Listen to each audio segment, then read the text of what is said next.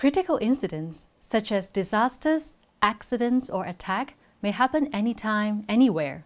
Very often, its occurrence is quite sudden and results in severe injuries or loss of life. Going through a crisis like this may bring about the stress reactions that could impact our daily life in different extent. Scientific research also indicated that inappropriate crisis intervention could cause more harm and worsen these reactions. Psychological first aid, in short, PFA, is the evidence-informed and widely adopted approach by the international community as the first-line crisis intervention.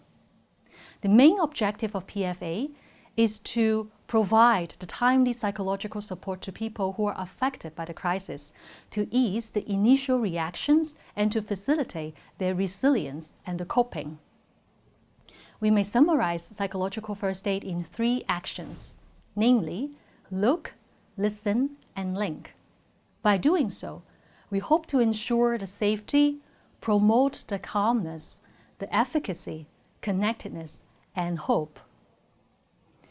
Actually, the concept of psychological first aid is quite similar to that of physical first aid. For physical first aid, our main objective is to stabilize the wound, to prevent further harm, and to facilitate the recovery. It is first aid and not those intensive treatment or surgery. Similarly, psychological first aid is not psychotherapy. The main objective of PFA is to facilitate the recovery by stabilizing our emotional condition, to facilitate a sense of safety, calmness, and also linking with the social support resources and the community resources to promote the sense of connectedness, efficacy, and hope.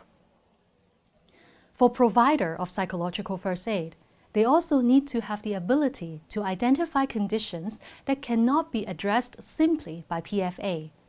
In those situations, what they need to do is to make the referrals to the community resources appropriately. Everyone can be equipped with the skills and knowledge of PFA. Maybe someday, when a critical incident unfortunately happens, you can also use PFA to help yourself and help the people around you and to facilitate their recovery from a crisis.